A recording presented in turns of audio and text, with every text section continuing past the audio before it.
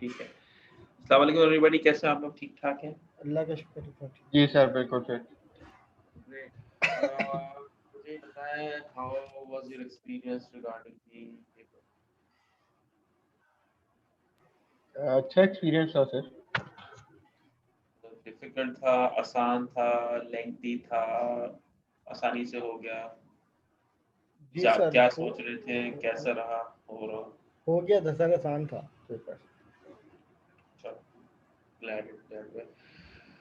ठीक है। अच्छा, तो हम क्विकली जो है उसको थोड़ा सा रिवाइज कर लेते हैं, ठीक है? और उसके बाद फिर हम फौरन से स्टार्ट कर लेते हैं, may be join in a while. Okay, तो ये स्क्रीन आपको नजर आ रही है? गायब हो गई।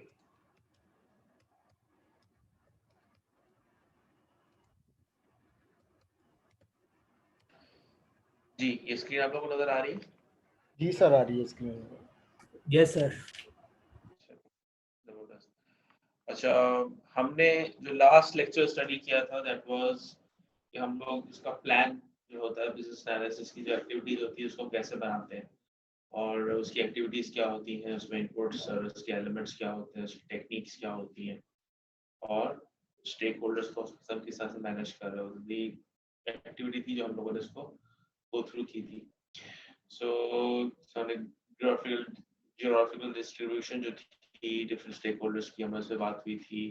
वी टॉक्ड अबाउट जी जो प्रोजेक्ट है उसके इनिशिएटिव क्या है, किस तरीके के प्रोजेक्ट्स हो सकते हैं पॉसिबल तरीके से, एलिमेंट्स जो है वो क्या होते हैं, डिटरमिन करना कि जी बिजनेस एनालिसिस की एक्टिविटीज़ क्या हैं, हर एक्टिविटी के साथ एक यूनिक नंबर, ये बिल्कुल प्रोजेक्ट मैनेजमेंट की एक्टिविटी है। इसके अंदर एस्टिमेट्स पे हमारी डिस्कशन हुई थी, फंक्शनल डिकम्पोजिशन था, रिस्क मैनेजमेंट, स्टेक होल्डर्स के हमारे जिक्र हुआ था, और लास्ट में जो हमने डिस्कशन की थी that was about business analysis का जो प्लान होता है वो किस तरीके से बन रहा होता है ना दैट।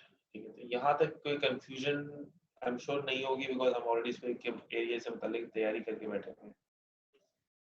यह है तो वी कैन बात को डिस्कशन में ला सकते हैं।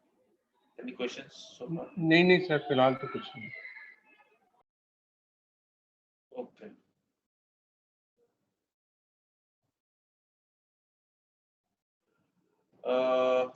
ठीक है, मैं आप लोगों के साथ अब अगली वाली स्लाइड शेयर कर लेते हैं। Okay, now we are starting on with lecture number 8। अच्छा, इन सारी चीजों से पहले मेरे एक आप लोगों से सवाल है। वो सवाल ये है कि what do you know about communication?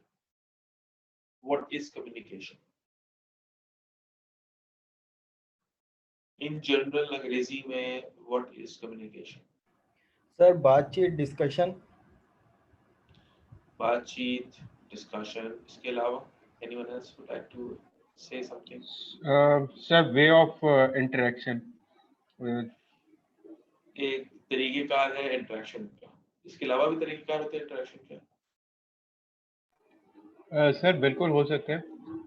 मसलन अब जैसे देखें, मैं आपसे बात कर रहा हूँ, तो उसमें मैं कम्युनिकेशन चैनल यूज कर रहा हूँ। ठीक है, तो कुछ जो भी आप एक मुझसे बात कर रहे हैं कि ये कम्युनिकेशन हो रही है?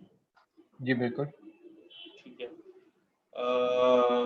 और क्या क्या इसके चीजें हो सकती हैं इन दो लोगों की बातचीत के अलावा?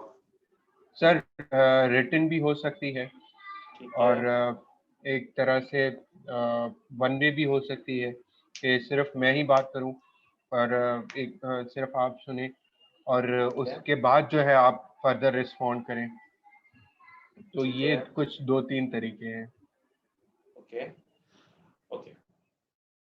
कम्युनिकेशन की जब भी हम बात कर रहे होते हैं तो कम्युनिकेशन इज समथिंग जहां पर कम से कम दो पार्टीज होना जरूरी है।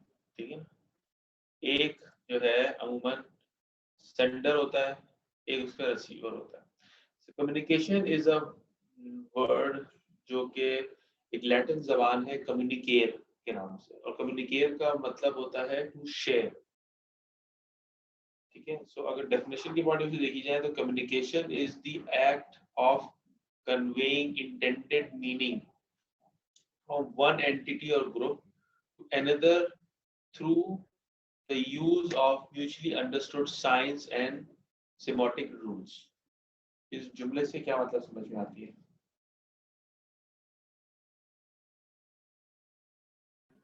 नहीं सर, ये बात क्लियर नहीं हुई। और सर स्लाइड अगर शेयर नहीं है तो काइंडली शेयर कर दें, क्योंकि स्लाइड नहीं आ रही। I don't know why. Let me share that again.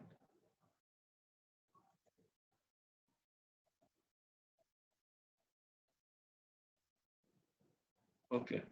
ये स्लाइड आप लोगों को नजर आ रही है?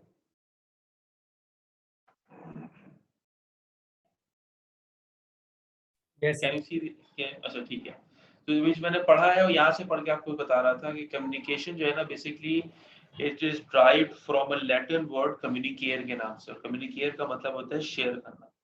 अगर डेफिनेशन की बात की जाए तो communication is the act of conveying intended meanings from one entity और group to another through use of mutually understood signs and semiotic rules. इस बात को आपकी समझ में क्या आया? What do you mean by this? Sir semiotic rules से क्या मुराद है? बाकी तो समझ आ गया कि मतलब अब जैसे देखें मैं इशारों में या किसी तरह से जो है वो कोई साइंस वगैरह दूं तो एक वो चैनल होता है। सेमोटिक रूल्स से क्या मतलब है? ठीक है, ओके। आप में के अलावा इसमें कोई कंट्रीब्यूट कर सकता है? Anybody would like to share something, talk about it?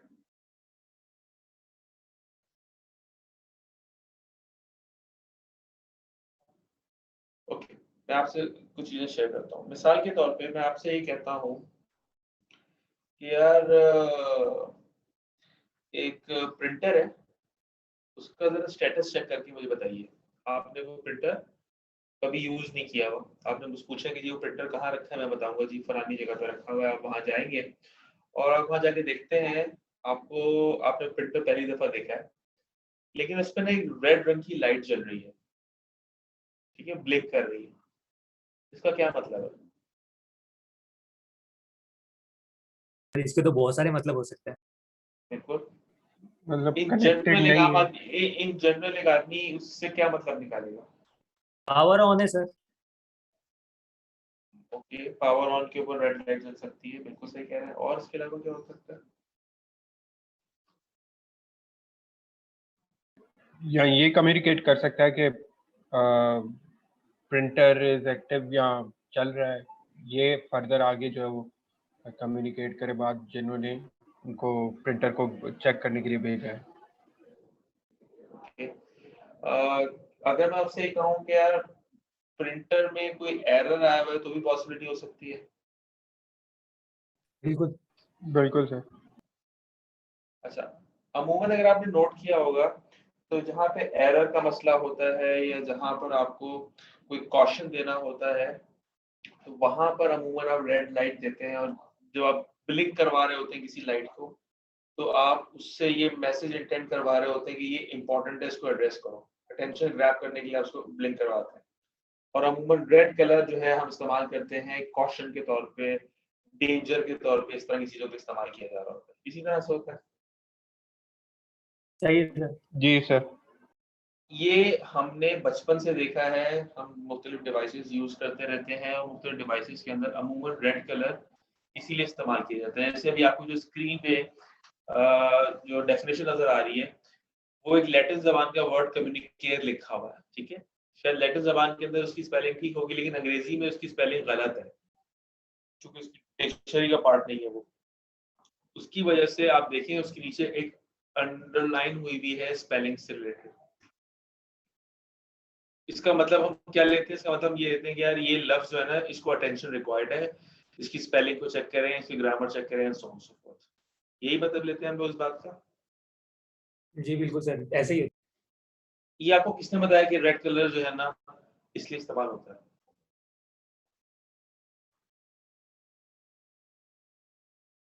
Sir ये पता होता है सबको। कैसे सर एक तरह का परसेप्शन बना हुआ है कि बना है? रेड बाय बर्थ जो है वो रेड लाइट जो है कहीं रुकने पे या खतरे की घंटी पे या कहीं कोई ऐसा साइन जिसके लिए जिसमें रेड कलर यूज हुआ हो तो वो नुकसानदेह है। इस तरह से जो है वो एक चीज जो है वो हमने कैरी करके रखी है। बाकी किसी ने बताया वगैरह तो नहीं है। ऑल्दो हाँ, ये जरूर आप कह सकते हैं कि एक साइन बोर्ड पे या बिल बोर्ड पे इस तरह के से तस्वीर जो है वो विजुलाइज कर देते हैं तो उससे परसेप्शन एक जाता है कि ये कोई जो है एक नुकसानदेह चीज है का साइन है। एग्जैक्टली इसी चीज को सिमेट्रिक रूल्स कहा जाता है। ये वो चीजें होती हैं जो कि अमूमन हम आम कम्युनिकेशन के लिए इस्तेमाल करते हैं। वो प्रिंटर आपसे जिस बात तो कर नहीं सकता, वो आपके साथ जिस मोड में कम्युनिकेट कर रहा होगा या कोई और डिवाइस जिस पे कोई रेड लाइट ब्लिंक कर रही है या ग्रीन लाइट ब्लिंक कर रही है, वो कोई ना कोई बात आपसे कह रही है। अमूमन जैसे आपने कहा था कि जी रेड लाइट जो है वो जल रही है तो ऑन कोई डिवाइस है जो कि पावर ऑन हुई भी है। यस, ऐसा भी होता है, लेकिन अमूमन पावर ऑन के लिए ब्लू, ग्रीन, इस तरह के कलर्स, व्हाइट, इस तरह के कलर्स इस्तेमाल किए जा रहे होते हैं। जबकि ऑन द कॉन्ट्ररी जहाँ पे कॉशन का एलिमेंट आ जाता है, वहां पर जो सिंबल्स वगैरह इस्तेमाल किए जाते हैं या कलर इस्तेमाल किए जाते हैं वो रेड इस्तेमाल किए जाते हैं। यहाँ पर जो बात कहने के मकसद है ना, बस मैं दोबारा से आपको पढ़ के सुनाता हूँ। Communication is the art of conveying. पहली बात तो ये कि ये साइंस नहीं है, ये आर्ट है। साइंस और आर्ट्स में जो फर्क होता है वो ये होता है कि साइंस के अंदर जो रूल डिफाइंड होता है वो रूल ट्रू होता है उन कंडीशंस के अंदर जिसमें वो रूल लिखा जा रहा होता है। सही है। आप एक चीज है, आपके हाथ में पेन है, आप अगर उसको छोड़ेंगे तो जमीन पे गिर जाएगा, साइंस है। बिकॉज जो लॉ ऑफ ग्रेविटी है वो उसके बारे में आपसे बात करता है, राइट। इसी तरह से कोई चीज गर्म है तो वो अपने आसपास की जो चीजें हैं उनका दर्जा टेम्परेचर बढ़ा देगी। कोई चीज ठंडी है तो वो अपने आसपास की जो चीजें हैं उनसे गर्मी लेके अपना टेम्परेचर बढ़ा लेगी और आसपास का एनवायरनमेंट जो है उस गर्मी के एक्सचेंज की वजह से तो ठंडा हो जाएगा, जो बर्फ का काम होता है। ये तमाम चीजें क्या है, ये तमाम चीजें रूल्स हैं जो फिर चीजें आ रही होती हैं और इनको हम अमूमन साइंटिफिक कहते हैं। बस वंस भी से क्या ये एक आर्ट है, तो आर्ट का मतलब ये है कि सेम कंडीशन हो सकता है आपके लिए ट्रू हो, मेरे लिए किसी हद तक फॉल्स हो या कंप्लीटली फॉल्स हो जाए। तो कम्युनिकेशन जो है इट इज एन आर्ट, ठीक है, ऑफ कन्वेइंग, यानी कि अपना मैसेज या मीनिंग जो भी आप देना चाहते हैं फ्रॉम वन एंटिटी या ग्रुप टू अनदर ग्रुप या एंटिटी, ठीक है, you through the use of mutually understood signs and semiotic rules। अगर आपके सामने कोई एक ट्राइंगल बना हुआ है, उस ट्राइंगल के अंदर एक एक्सक्लेमेशन मार्क बना हुआ है, ठीक है, तो आप दुनिया में किसी भी जगह चले जाएं, आपको ये सिंबल कॉशन या स्टॉप का सिंबल मिलेगा, ठीक है। या आपने कोई ट्राइंगल देखा या सर्कल देखा, उसके बीच में एक हथेली का या हाथ का निशान है, तो उसको आप देख के बोलते हैं यार ये स्टॉप का सिंबल है। ये आप चाहे दुनिया के किसी भी हिस्से में चले जाएं, वहाँ कौन सी जबान बोली जाती है, वहां पे मामला इसी तरह से चल रहे होते हैं। गाड़ियों में ब्रेक लाइट्स जो होती हैं वो सारी दुनिया में रेड कलर की ही होती हैं, ठीक है। पाकिस्तान में हम और भी दूसरे कलर भी ईजाद कर लिए हैं, लेकिन अमूमन दुनिया भर में जो गाड़ियां हैं उनकी जो ब्रेक लाइट्स होती हैं वो रेड बनाई जाती है। ये क्या चीजें हैं, ये रूल्स हैं जिनकी बेसिस के ऊपर हम सर्टेन इन्फॉर्मेशन है जो कन्वे कर रहे होते हैं। जब आप गाड़ी चला रहे होते हैं और आपके आगे वाली गाड़ी ब्रेक लेती है और उसकी रेड लाइट पीछे जलती है, तो आपको एक कॉशन मिलता है कि आपने अपनी स्पीड कम करनी है और उस जो गाड़ी रुक रही है उससे फासला मेंटेन करना है। तो दीज आर दी रूल्स जिसकी बेसिस के ऊपर आप जो है ये डिसाइड कर रहे होते हैं कि कौन सी चीज किस तरह से कम्युनिकेट होगी। ये जरूरी क्यों होता है? ये जरूरी इसलिए होता है बिकॉज आप अगर एक डिफरेंट लैंग्वेज समझते हैं, बोलते हैं, और मैं एक दूसरी लैंग्वेज बोलता हूँ, समझता हूँ, तो देयर आर चांसेस कि हमारी आपस की कम्युनिकेशन में बहुत सारी इंफॉर्मेशन होगी जो कि लूज हो सकती है। इसी तरह से अगर हमारी लैंग्वेज सेम होगी तो देयर आर लाइकली चांसेस कि हमारे जो इंफॉर्मेशन बीच में से लूज हो रही है वो लूज ना हो, बल्कि इफेक्टिवली आगे तक कम्युनिकेट हो जाए। तो जबानें जो बनाई जाती हैं या लैंग्वेजेस जो आपस में बनाई जाती हैं, वो लैंग्वेजेस इसलिए बनाई जाती हैं या बन जाती हैं क्योंकि वो जो रीडर और जो स्पीकर होता है, दोनों के मामला के अंदर वो एक दूसरे को इंश्योर करवा रहे होते हैं कि वो चीजें बिल्कुल सही तरीके से एक दूसरे तक पहुंच जाए। इसको थोड़ा सा आगे लेके चलते हैं। ये बेसिक आपने कम्युनिकेशन का मॉडल जो है ना, ये सारी मतलब 50 दफा देखा होगा। इसको एक दूसरे एंगल से हम लोग आज देखते हैं, ठीक है। इसके अंदर होता ये है कि एक सेंडर होता है जो कि अपने किसी थॉट को मैसेज में कन्वर्ट करता है, मैसेज में कन्वर्ट करने के बाद उसको इनक्रिप्ट करता है और उसको ट्रांसमिट कर देता है। दूसरी साइड के ऊपर जो रिसीवर है, वो रिसीवर उसको रिसीव करता है, उसको डिकोड करता है और उसको इंटरप्रेट कर देता है। सही, मैं आपसे बात कर रहा हूँ, मैं आपसे बात एक जबान में कर रहा हूँ, या अंग्रेजी में करूंगा या उर्दू में करूंगा, और जो बात मैं आपसे कर रहा हूँ उसका ख्याल पहले मेरे दिमाग में आएगा। मैं उस ख्याल के गिर्द जो डिफरेंट अल्फाज हैं, जो लैंग्वेज हम यूज करेंगे, उस लैंग्वेज में मैं इसको डिकोड करूँ, मतलब इनकोड करूंगा, और इनकोड करने के बाद आप तक अपनी आवाज के थ्रू ट्रांसमिट कर दूंगा। साइमल्टेनियसली आप जब उस आवाज को सुनेंगे तो आप पहले इसको डिक्रिप्ट करेंगे उसी लैंग्वेज के हिसाब से। वो ख्याल जब आपके पास ओपन हो जाएगा तो आप अपने दिमाग में लेके जाएंगे और उसको इंटरप्रेट कर लेंगे अपनी अंडरस्टैंडिंग के हिसाब से। इस तरह से दो लोग आपस में एक दूसरे से बात कर सकते हैं, या दो कम्युनिकेशंस हो सकती हैं। Same goes with software, same goes with people. अच्छा, इन तमाम चीजों के अंदर जो एक और चीज इस पूरे मामले को कॉम्प्लिकेट करने के लिए रखी गई है, वो ये रखी गई है कि हमारे पास डिफरेंट चैनल्स या मीडियम्स होने चाहिए जिसके थ्रू हम एक जगह से दूसरी चीज को कम्युनिकेट करते हैं। मिसाल के तौर पे आपके कोई दोस्त है, वो आपसे कोई बात कर रहे हैं और आप किसी और चीज में मशगूल हैं, किसी और दोस्त से बात कर रहे हैं, कोई किताब पढ़ रहे हैं या कोई और काम कर रहे हैं, और आपने उनकी बात सही से सुनी नहीं। तो एट टाइम्स क्या होता है कि जो दोस्त है आपका, वो आता है और आपके कंधे में हाथ रख के बोलता है, भाई मैं आवाज दे रहा था, आपने सुना नहीं। जो उसने हाथ रखा वो भी एक मीडियम है कम्युनिकेशन का। सही है, जब वो मुंह से बात कर रहा था, आपसे रिक्वेस्ट कर रहा था बात करने से रिलेटेड, तो भी वो एक मोड ऑफ कम्युनिकेशन के अंदर था।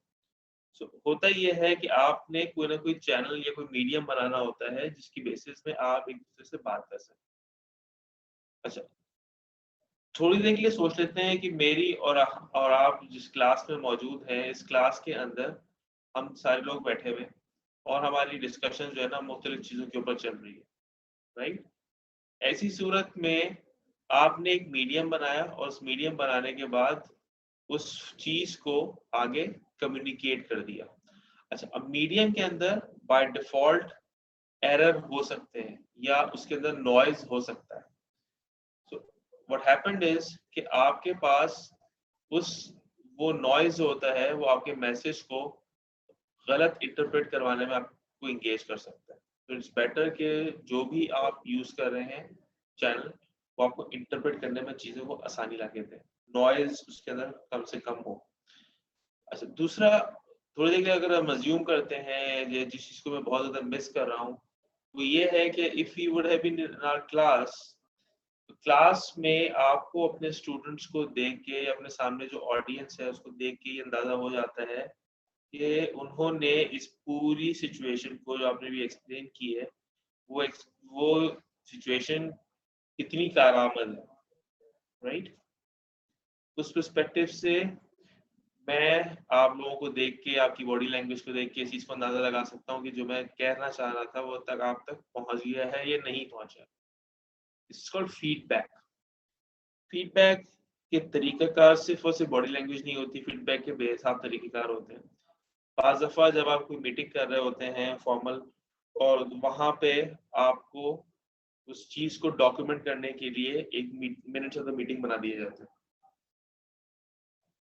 तो मिनट ऑफ द मीटिंग जो है वो बेसिकली एक फीडबैक मैकेनिज्म है कि जो आपने ओवरऑल किस तरीके से लिया, राइट। तो आप जब भी कम्युनिकेट करेंगे तो हमेशा याद रखिएगा कि एक सेंडर होगा, एक रिसीवर होगा। जो सेंडर है वो अपने ख्यालात को किसी अल्फाज में डालेगा, यानी उसको इनकोड करेगा और उसको ट्रांसमिट कर देगा, यानी कि मुंह से वो आवाज के थ्रू बात कर लेगा। साइमल्टेनियसली जो रिसीवर है वो रिसीवर उसको रिसीव करेगा, डिकोड करेगा और उसके बाद इंटरप्रेट कर लेगा कि जो है ना, जो ये बात कहना चाह रहे थे वो क्या कहना चाह रहे थे। तो दीज आर थिंग्स जो कि ऑलरेडी हमारे पास कम्युनिकेशन मोड के अंदर होती है। इसी चैनल के अंदर अगर हमारे पास एरर होगा तो देयर आर चांसेस कि उस एरर की वजह से आप प्रॉपर तरीके से कम्युनिकेट ना कर पा रहे हो। आप दो लोग आपस में बैठ के बात कर रहे हैं और बाहर जो है किसी किस्म की कोई एक्सीडेंट हो जाता है या कोई और मामला हो जाता है, तो उससे क्या होगा, आपका काम अफेक्ट होगा, राइट। इसी सूरत को मद्देनजर रखते हुए वर्ड नॉइज इस्तेमाल किया गया है कि आपकी कम्युनिकेशन के अंदर अगर बहुत ज्यादा नॉइज है, वो नॉइज जज्बात का भी हो सकता है, वो नॉइज फिजिकल भी हो सकता है और वो नॉइज हियरिंग से मुतालिक भी हो सकता है। तो कीपिंग दैट इन माइंड, होता यह है कि आप हमेशा फीडबैक का इंतजार करते हैं कि आपकी एप्लीकेशन आपको फीडबैक दे ताकि आप वो काम प्रॉपर तरीके से कर सकें। यहाँ तक मुझे बताइए किसी किस्म की कंफ्यूजन है, क्लैरिटी रिक्वायर्ड है तो उसको देखें। ओके सर, आगे। ठीक है, थैंक यू। अच्छा, अब जब हम बिजनेस एनालिसिस की बात करते हैं तो बिजनेस एनालिसिस के अंदर हमारे पास जो कम्युनिकेशन है, it also plays a very vital role because not only with your existing candidates या customers, आपके पास जो चीजें होती हैं उसके अंदर ये एलिमेंट बहुत ज्यादा तरीके से सराहियत कर चुका होता है। सो आपने कम्युनिकेशन को, पहली बात तो ये है कि वो हल्का नहीं लेना। इट्स नॉट ओनली अबाउट कि आप किसी भी चीज को किस तरह से लिख रहे हैं या बोल रहे हैं या लैंग्वेज कौन सी इस्तेमाल कर रहे हैं। जरूरी इस वक्त ये है कि वो बच्चा जो है, अगर आप चाहते हैं कि वो बने, क्या कहते हैं, मैट्रिसेस बनाए और आप साथ मिलकर काम करें, ऐसी सूरत के अंदर होता ये है कि आपके पास जो लोग होते हैं वो चीजों को मद्देनजर रख के आगे चल रहे होते हैं और उसकी वजह से कम्युनिकेशन इंपॉर्टेंट हो जाती है। तो अब हम बात करने लगे हैं कि बिजनेस एनालिसिस के अंदर जो कम्युनिकेशन वाला चैप्टर है उसकी तरफ हम आगे आते हैं और आगे चल के उसको देखते हैं कि उसमें क्या होगा। तो the purpose of a business analysis communication plan describes the proposed structure and schedule of communication regarding business analysis activities, recorded and organized by the activities to provide a basis for existing expectations. For business analysis work, meetings, walkthroughs and other communication जो है, ये चीजें जो होती हैं आपको communicate करने में हेल्प कर रही होती हैं। What needs to be communicated, पहले आपको ये पता होना चाहिए क्योंकि आप पर्पस पे काम कर रहे हैं। What is the appropriate delivery method, मुझे अगर किसी से बात करनी है तो क्या मैं फोन पे बात करूं या वर्बल बात करूं या किसी और डिवाइस के थ्रू बात करूं। नीड जो है ना कम्युनिकेशन की, वो क्लियरली आइडेंटिफाइड होनी चाहिए। What is the appropriate delivery method, हमने इस पे बात कर ली। Who is the appropriate audience, ये भी बहुत जरूरी है बिकॉज आपने जो मैसेज किसी को भेज रहे हैं वो किसी ऐसी जगह पहुंच जाए जहां पे उसकी यूटिलाइजेशन ना हो, तो उसकी वजह से होता ये है कि आपके पास जो एक्सपेंस होता है वो बहुत ज्यादा बढ़ जाता है। तो अगर आपने इस चीज को मद्देनजर रखा हुआ है तो that is fine. Okay. Who's the appropriate audience and when the time zone of the stakeholders जब आप बात कर रहे होते हैं तो आपको वो भी अफेक्ट कर रहा होता है बिकॉज आप जब टाइम जोन्स की बात करते हैं तो अमूमन वहाँ पे लैंग्वेज बैरियर्स आ सकते हैं।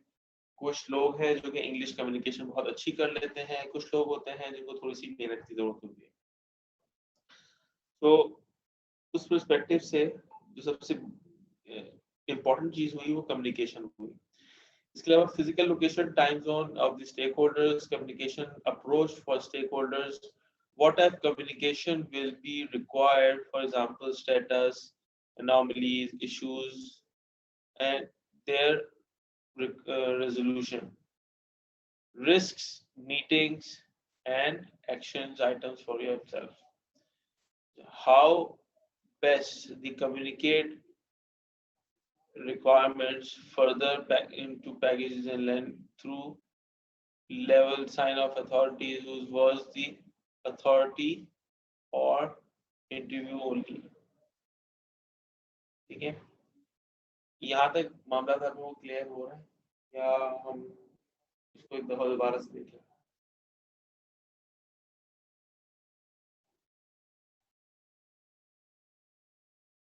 आप लोगों की आवाज नहीं आ रही मुझे।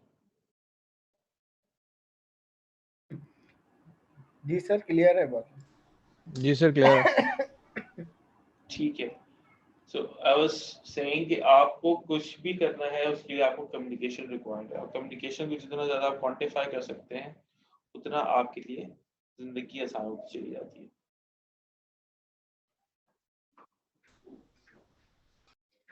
नेक्स्ट स्लाइड के ऊपर आ जाते हैं। This is the same diagram जो हमने पिछली स्लाइड्स में हमने देखी थी, ठीक है।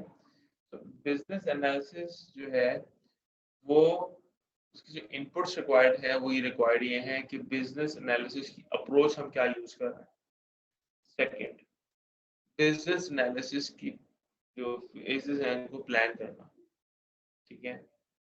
तीसरी चीज आ जाती है वो आ जाती है कि हम आगे जाके इसको प्रोसेस का पार्ट बना देते हैं।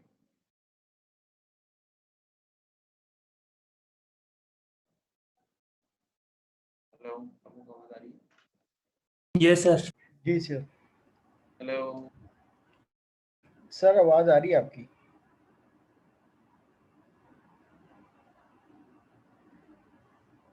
सर आवाज आ रही है आपकी।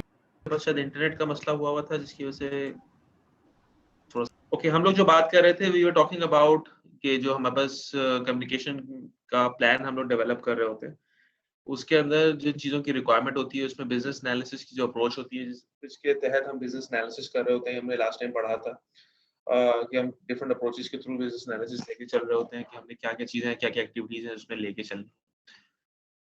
प्लस हमने बिजनेस एनालिसिस का जो प्लान था हमने वो भी बनाया था, ऑर्गेनाइजेशन प्रोसेस हमने डिस्कस किए थे, स्टेक होल्डर्स की लिस्ट और रिस्पॉन्सिबिलिटीज थी वो भी हम लोगों ने डिवाइस की थी। इनकी बेसिस के ऊपर जो बिजनेस एनालिसिस का कम्युनिकेशन प्लान होता है हम उसको प्लान करते हैं, उसको हम देखते हैं कि वो हम किस तरीके से यूटिलाइज कर सकते हैं। अच्छा, यहाँ पे जो सारी बात हो रही है वो सारी बात इस तरीके से हो रही है कि आप जब भी कम्युनिकेशन की बात करते हैं दिस इज द थिंग जिसकी वजह से या तो आपका प्रोजेक्ट फेल हो सकता है या जिसकी वजह से आपका प्रोजेक्ट एग्जीक्यूट होकर पास हो सकता है। So keeping that in mind आपको इन चीजों को मद्देनजर रखना होता है। लेट्स फोकस कि हम आगे इसके ऊपर थोड़ा सा देख के चलते हैं। अच्छा, जब हम बात करते हैं कि बिजनेस एनालिसिस की जो अप्रोच है वो क्या हो सकती है, मे इंक्लूड स्टैंडर्ड्स हो गए, कुछ टेम्पलेट्स आपके पास हैं जो आप यूज करना चाहते हैं कम्युनिकेशन से रिलेटेड, एक्सपेक्टेशंस से रिलेटेड, और कब कौन सी किस तरह की कम्युनिकेशन है जो कि आप अकर करवा रहे होंगे। चाहिए ये बात हम पहले बहुत डिटेल से कर चुके हैं। बिजनेस एनालिसिस का प्लान जो है determines when work will be performed and the deliverables that we will produce which needs to be communicated। आपने जब आपने बिजनेस एनालिसिस का प्लान बनाया था जो आपने पिछले वाले लेक्चर में आपने डिस्कस किया था, उस बिजनेस एनालिसिस के प्लान के अंदर भी डिस्कस कि हमने कौन कौन सी एक्टिविटीज कब कब परफॉर्म करनी है। तो दैट इज समथिंग जो कि आप